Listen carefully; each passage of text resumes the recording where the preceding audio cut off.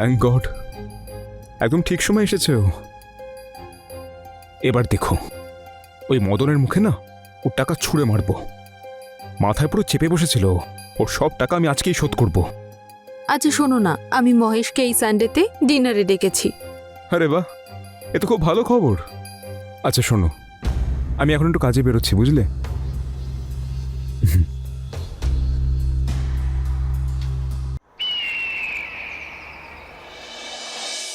নমস্কার, আমি রানী চ্যাটার্জি। চলে এসেছি ক্রাইম চক্রে একটা নতুন এপিসোড, একটা নতুন ঘটনার সঙ্গে। দায়িত্ব কাঁধে পড়লেই মানুষ জগতের আসল রূপ রং বুঝতে শেখে, আর এটাই ধীরে ধীরে কখনো কখনো অশান্তির কারণ হয়ে দাঁড়ায়। দীপা আর রোহনের লাভ ম্যারেজের পর ওদের দুজনের প্যারেন্টসই ওদেরকে আলাদা করে দিয়েছিল। এখন ওরা দুজনে শুধু একে অপরের প্রতি নির্ভরশীল।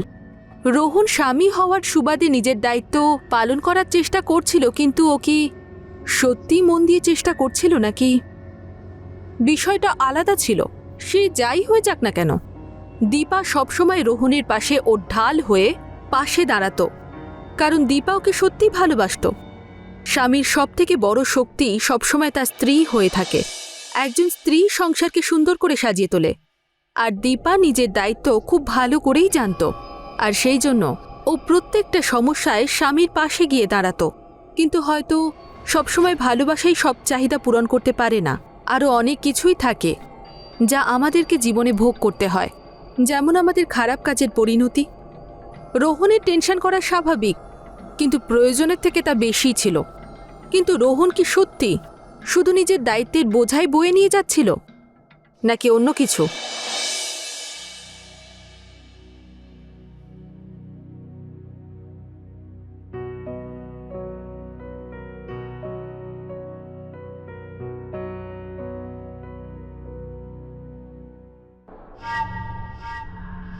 দীপা, কি আর কি হচ্ছে? রোহন, কি হয়েছে তোমার? আমাদের সবে বিয়ে হয়েছে, আর তুমি কিনা সবসময় এই হিসেব নিকেশ নিয়ে পড়ে আছো। যদি এসবই করতে হয় তাহলে আমাকে বিয়ে করলে কেন? দেখো দীপা, সকাল সকাল মাথা খারাপ করো না তো। বিয়ের আগে তুমি তো এরকম ছিলে না। এখন আমরা আর গার্লফ্রেন্ড বয়ফ্রেন্ড নই। আরে বাড়ির দায়িত্ব রয়েছে আমার ওপর, সব চালাতে হচ্ছে আমাকে। আমি সেটা কোথায় অস্বীকার করছি। বিয়ের পরে সবার জীবনে একটু আধটু টেনশন তো থাকেই, কিন্তু তার মানে তো এটা নয় যে আমরা রোম্যান্স করা ছেড়ে দেব। দীপা, তুমি কথাটা ঠিকই বলছো, কিন্তু তুমি তো সবটাই জানো যে আমাদের বিয়ের পর আমাদের বাবা মারা কেমন করে মুখ ফিরিয়ে নিয়েছিল। তারপর তো সব দায়িত্ব তো আমার উপর এসে গেল। তোমাকে এত চিন্তা করার প্রয়োজন নেই। বিয়ে তো আমরা দুজনে একসঙ্গে করেছি, তাই দায়িত্ব আমরা দুজনেই পালন করব। মানে আমি ঠিক বুঝলাম না। তুমি এত কেন চিন্তা করছো? আমি কোনো পার্ট টাইম জব করে নেব। কি এত ভাবছো?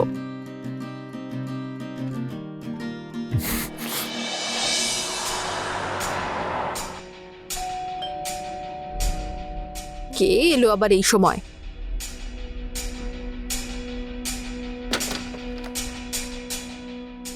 মহেশ, তুমি? কেন আমি এখানে আসতে পারি না? এখন কি এভাবে বাইরেই দাঁড় করিয়ে রাখবে? সরি, ভিতরে এসো। তুমি বসো, আমি তোমার জন্য জল নিয়ে আসছি। হুম।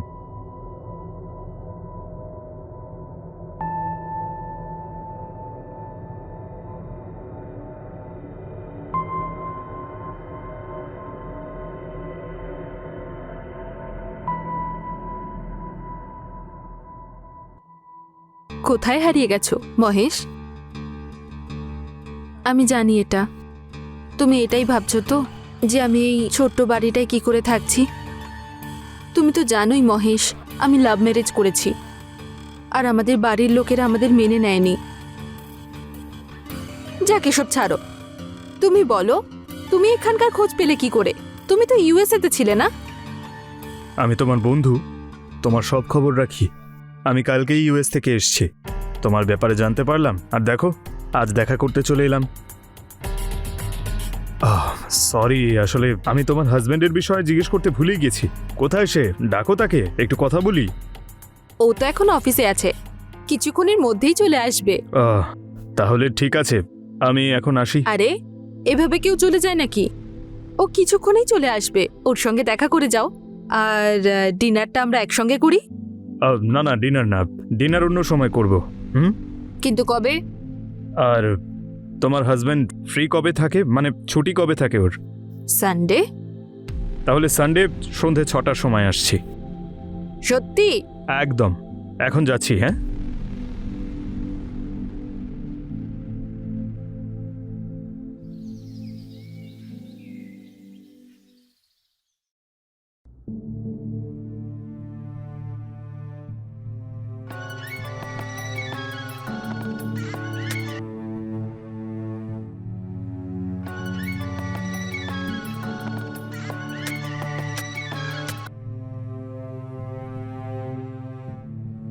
ফোন কেন তুলছে না? রোহন, তুমি ফোন ধরছো না কেন?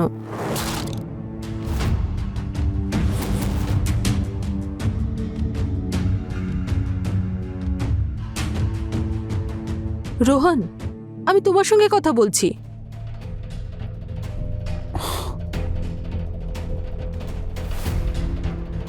হ্যালো। কিরে, আমার ফোন তুলছিলিস না তুই? কি রে, তুই এই করে টাকার জন্য বারবার ফোন করছিস কেন আমাকে? নিজের সীমা মনে রেখে কথা বল। তোর বড্ড চর্বি হয়েছে, তাই না? হ্যাঁ, দেখ, তোর যা করার তুই করতে পারিস। আমার হাতে যখন টাকা আসবে তখনই আমি তোকে দেব। একটা কথা মনে রাখবি, আমি না আরো অনেক পদ্ধতি জানি। কি, তুই আমাকে হুমকি দিচ্ছিস? এখন তো সবে হুমকি দিচ্ছি, আর যদি আমার টাকাটা ফেরত না দিস তাহলে বাড়িতে ঢুকে পেদাবো তোকে, বুঝেছিস?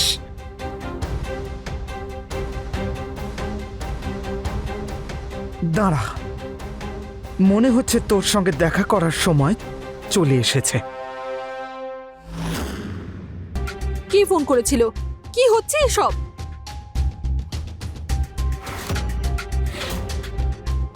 আসলে আমি কিছু টাকা ধার নিয়েছিলাম। ধার? কত টাকা নিয়েছিলে? 50,000।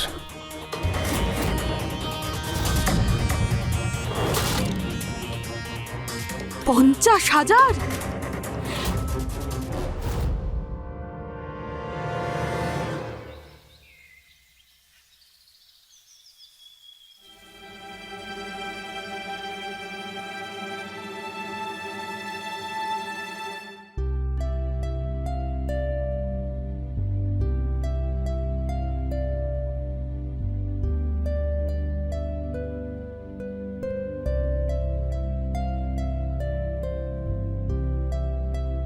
তুমি তো একদম আনরোম্যান্টিক হয়ে গেছো।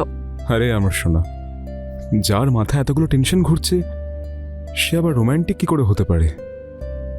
তোমাকে রোমান্টিক করে দেওয়ার আমার কাছে একটা ওষুধ আছে। মানে, আমি ঠিক বুঝলাম না।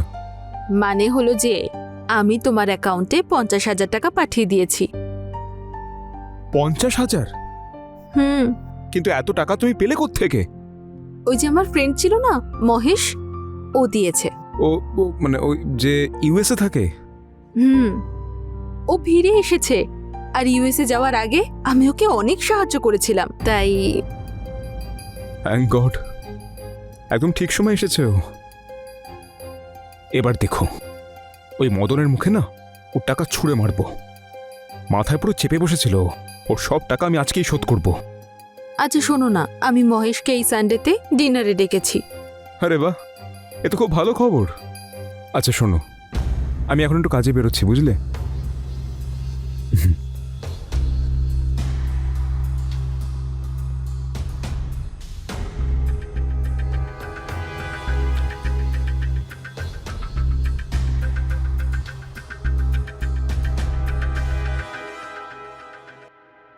হ্যাঁ হ্যাঁ, আমি বাড়ি থেকে বেরিয়ে পড়েছি, আর কিছুক্ষণে ঢুকছি। এই তুই এখানে কেন এসেছিস? হ্যাঁ এটা তো খুবই স্বাভাবিক যে তোকে দেখার জন্য তো আমি আসিনি এখানে। আর তোর বাজে বকা বন্ধ কর আর আমার টাকা নিয়ে আয় আর আমাকে এক্ষুনি ফেরত দে। আরে 10,000 টাকার জন্য তুই এখানে চলে এলি? শোন, তুই তোর টাকা দুদিনেই পেয়ে যাবি, আমায় খালি 2 দিন সময় দে। কাল ক্রিকেট ম্যাচ রয়েছে, আমি টাকা লাগিয়েছি, আমি ম্যাচ জিতলেই তুই তোর টাকা পেয়ে যাবি। বাবারে বাবা, কি ডায়লগ মারিস তুই? হ্যাঁ, কোথা থেকে শিখেছিস? না তোকে তো অ্যাওয়ার্ড দেওয়া উচিত ডায়লগ বলার জন্য। একটা কথা বল, যদি তুই হেরে যাস তাহলে? এই অশুভ কথা বলা বন্ধ কর। আমি পুরো 50,000 টাকা লাগিয়েছি, আর যদি জিতে যাই তাহলে কোটিপতি হয়ে যাব আমি, আর তোর এই 10,000 টাকা তোর মুখে ছুঁড়ে মারবো। হ্যাঁ, চল এখন ফোট এখান থেকে, আর কোনোদিন এখানে আসবি না। আর শোন, তোর এই টাকাগুলো দিতে নিজে যাব, এখন বেরো এখান থেকে। দেখ ভালোই ভালোই না, আমার টাকাটা যেন পৌঁছে যায়। হ্যাঁ, মনে রাখিস আমাকে যেন আর আসতে না হয়। চ বেরো। মনে থাকে যেন।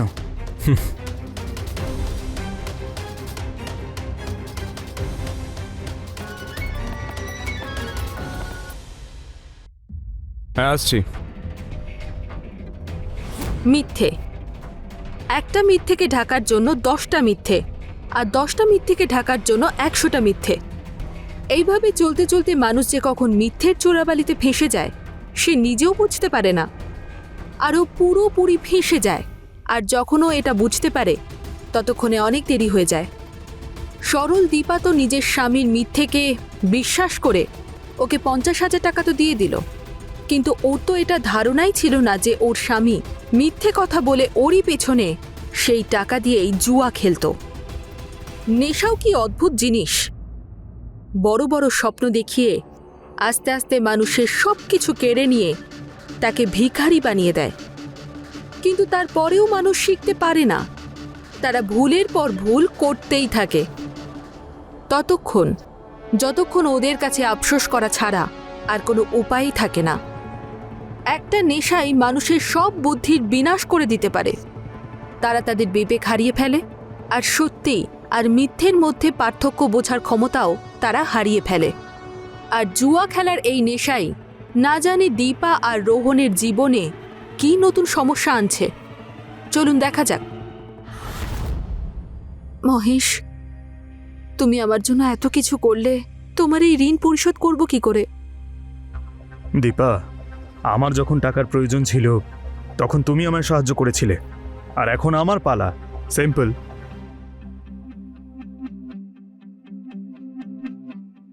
আমি তোমাকে কত ভালোবাসতাম দীপা, এইসব কিছু আমি তোমার জন্যই তো করছি, কিন্তু তুমি আমার ভালোবাসা না আগে বুঝতে পেরেছ আর না এখন পারবে। কে হতে পারে? রোহন নিশ্চয়ই।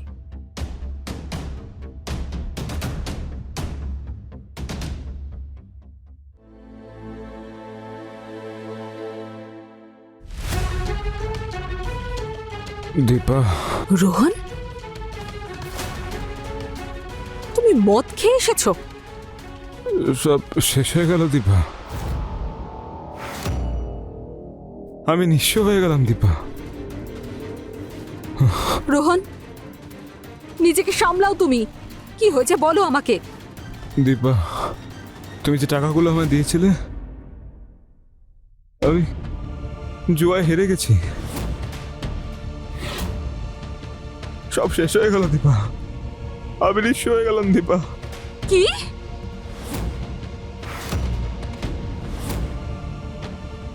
দীপা, আমি অনেক বড় ভুল করে ফেলেছি, আমায় ক্ষমা করো। আমি তোমাকে টাকা ঋণ পরিশোধ করার জন্য দিয়েছিলাম, জুয়াতে হারার জন্য দিইনি।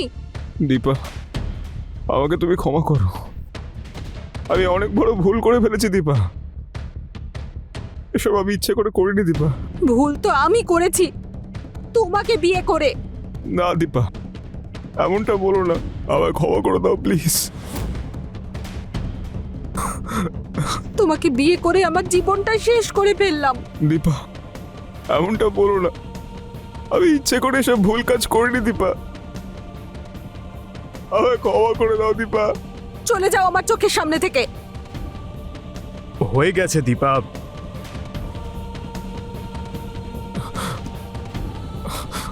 তুমি তুমি তুমি তুমি কে?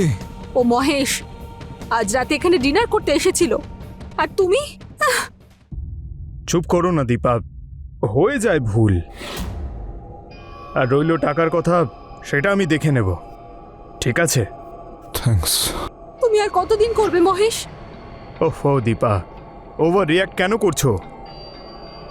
রোহনকে নিয়ে যাও, হাত মুখ ধোয়া ওর, বাকিটা আমার ওপর ছেড়ে দাও।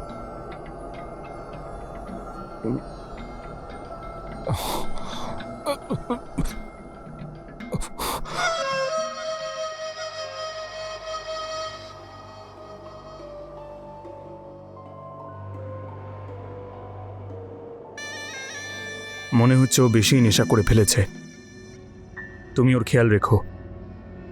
কোনো প্রয়োজন নেই, পড়ে থাকুক এখানে। যখন নেশা কাটবে তখন নিজে থেকেই সব করবে। ঠিক আছে দীপা, তাহলে আমি চললাম। আরে তুমি কোথায় যাচ্ছ? খাবারটা খেয়ে যাও। না, ছেড়ে দাও, অন্য কোনো দিন। তা আবার হয় নাকি? আমি তোমার জন্য খাবার নিয়ে আসছি। তুমি ফ্রেশ হয়ে নাও, আমি তোমার জন্য খাবার নিয়ে আসছি। ঠিক আছে।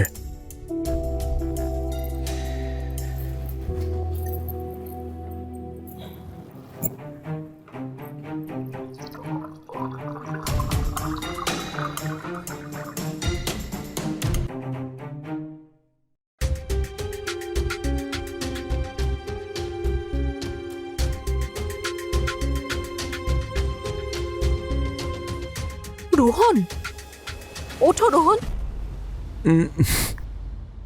রোহন উঠে পড়ো। হায় কি সুন্দরী! কে তুমি? ছাড়ো আমাকে। কে তুমি? কে? এই কথাটা মানে তোমার হাজবেন্ড তোমাকে বলেনি? আমি বলছি আমার সোনা, তোমার স্বামী তোমাকে জুয়ায় হেরে গেছে আমার কাছে। আর তুমি আজ থেকে না না না না না, বরং এখন থেকে শুধুমাত্র আমার। ছাড়ো আমাকে। কার তুমি? আমার প্রপার্টি তুমি, বুঝেছো? ছাড়ো। আরে আরে রোহন, রোহন, রোহন। আরে তুমি মানে আমার কথা বিশ্বাস করছো না? তোমার এই জুয়ারি স্বামী তোমাকে আর কি বলবে? এসো এসো, আমি তোমাকে খাওয়ার জন্য ধরেছি জান, দূরে যাওয়ার জন্য নয়। ছাড়ো আমাকে। আর একটা কথা শুনে রাখো, আমার ভালো করে মন দিয়ে শোনো। এই যে তোমার স্বামী, ওকে আমি ড্রিঙ্কসের মধ্যে ঘুমের ওষুধ মিশিয়ে খাইয়ে দিয়েছি। এখনো ঘুম থেকে আর সকালের আগে উঠবেই না। আর আমার সোনা, ব্যাস আমি আর তুমি সকাল পর্যন্ত শুধু মজা করব। ছাড়ো আমাকে। আরে ছেড়ে দেওয়ার জন্য এত পরিশ্রম করেছি নাকি আমি? ছাড়ো আমাকে। নরম নরম তোমার গাল, আয় হায় কি সুন্দরী। ছাড়ো। আজকে ভালোবাসবো আর রোম্যান্স করবো জান। ছাড়। আরে তুই কে রে বে? আমি তোকে জিজ্ঞেস করছি, তুই দেখাচ্ছি কে? তোকে মজা। ওঠো রোহন, রোহন।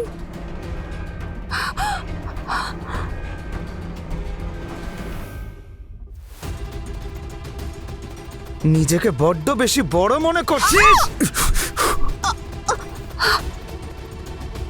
এই, তোকে এই, দীপা, দীপা, দীপা, দীপা। নিজের স্বামীকে সাহায্য করার কি পরিণাম হলো দীপার? বেচারিকে নিজের প্রাণটাই হারাতে হলো। কিন্তু এতে দোষটা কার ছিল? দীপার, যে নিজের স্বামীকে সব দিক থেকে সাহায্য করেছে, ভালোবাসা দিয়ে, সবকিছু দিয়ে। আর তারপরেও ওকে এসব দেখতে হলো? নাকি রোহনের? যে নেশাগ্রস্ত অবস্থায় ওই ঘরের চেয়ারেই বসেছিল, যে জানতেই পারল না যে ওর পিছনে কি ঘটে গেল। ভুল হলো সেই সমাজে ছড়িয়ে থাকা আবর্জনার, যা রোহন আর দীপাকে নিজের শিকার বানিয়ে নিল। রোহনকে মাধ্যম বানিয়ে আবার একটা সুন্দর হাসি খুশি পরিবারকে শেষ করে ফেলল। রোহনকে বিয়ে করার সময় দীপার দেখা সকল স্বপ্ন আজ ওর সঙ্গেই এই পৃথিবী ছেড়ে চলে গেল। তাহলে ভুল করলো আরেকজন আর শাস্তি পেল অন্যজন। এটাই হলো আমাদের সংসারের নিয়ম। মানুষের করা ভুলের শাস্তি তার পরিবারকেই পেতে হয়। এই আবর্জনাগুলোই আমাদের সমাজ থেকে ঝেড়ে ফেলা আমাদের লক্ষ্য। না হলে কে জানে দীপা আর রোহনের মতো কত সুন্দর সংসার এর আগুনে ঝলসে শেষ হয়ে যাচ্ছে। কিন্তু এর কুপ্রভাব এখন অনেকের মনেই এমনভাবে চেপে বসেছে যে সম্পূর্ণভাবে মুছে ফেলা সম্ভব নয়। বড়লোক থেকে গরিব পর্যন্ত প্রত্যেকে আজ এর মধ্যে ফেঁসে রয়েছে। তাহলে এর থেকে বেরোনোর কি কোনো উপায় নেই? একটা ছোট্ট শুরু অনেক বড় পরিবর্তন ঘটাতে পারে। আমরাও একটা ছোট্ট শুরু করব আর আস্তে আস্তে সমাজের এই আবর্জনা পরিষ্কার করব। আমি রানী এবার আপনাদের কাছ থেকে বিদায় নিচ্ছি। তাড়াতাড়ি দেখা হবে ক্রাইম চক্রের একটা নতুন এপিসোড আর একটা নতুন ঘটনার সঙ্গে। সতর্ক থাকুন আর সুরক্ষিত থাকুন। জয় হিন্দ।